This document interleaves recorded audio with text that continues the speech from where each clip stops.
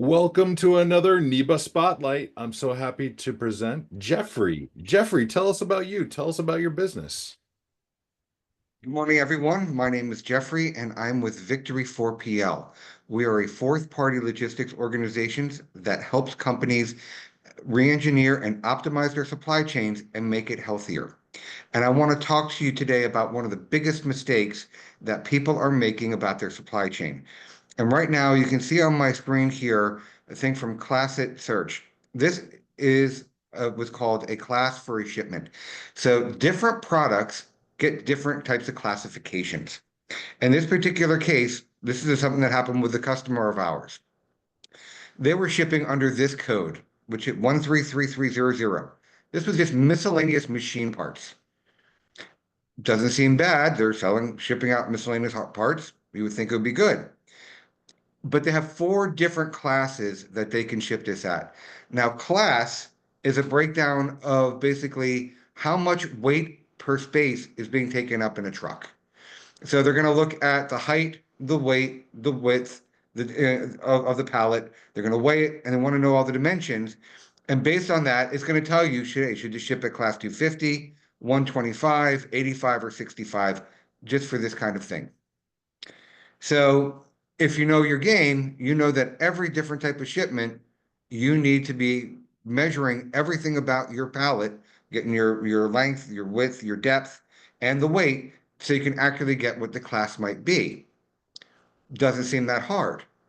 The problem is most people forget to do this step because they just think, oh, I did the last three shipments at class 125, so all my stuff is probably going to be class 125. And they don't take into account how lazy thinking like that can really affect their bottom line. And I want to show you what that difference can mean today. So I created a shipment here in the system. Very simple. It's going to go from Fort Collins in Colorado to King of Prussia near me in Pennsylvania. It's going to be one pallet at 800 pounds, a standard pallet at 40 by 48 with a height of 15 inch. These are inches. And just out of habit, my customer is going to send it at class 125. Doesn't seem bad. It's taking up a little, just small amount of linear feet. So if I were to go out and get a quote for this and run this real quick, you're going to see that the cost to send this shipment is going to be $421 with the cheapest carrier that we have available.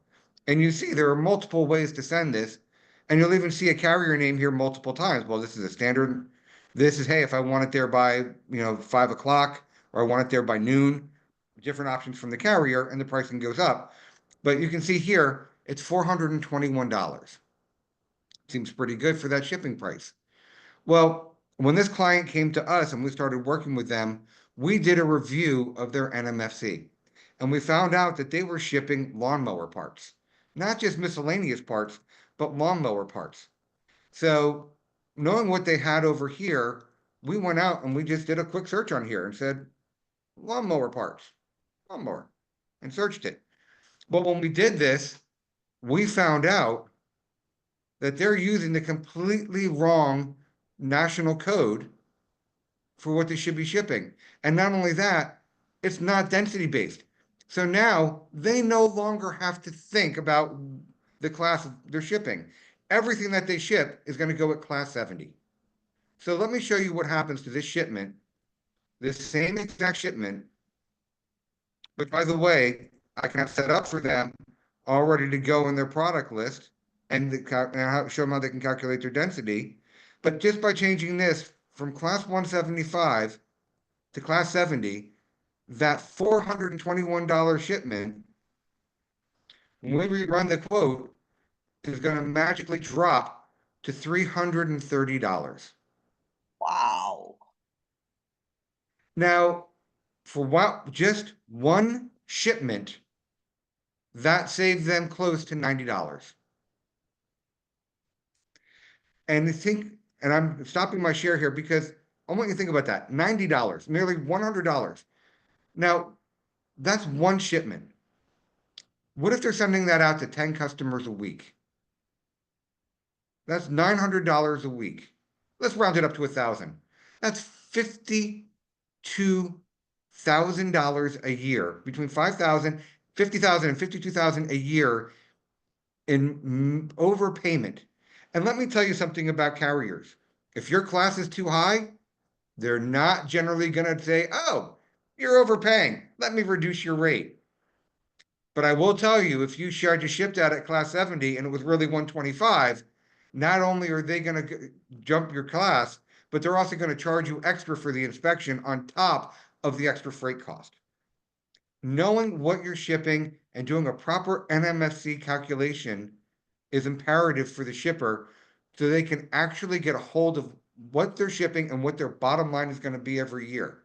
It's just as important as knowing the right accessorials that need to get assigned to a shipment when it's going out the door. So if you know somebody who's shipping and they've been, treating it, I'm sorry, I'm going to date myself here, like one of the old Ronco products, if you remember their commercials, we're going to set it and forget it. Well, you can't set and forget your shipping.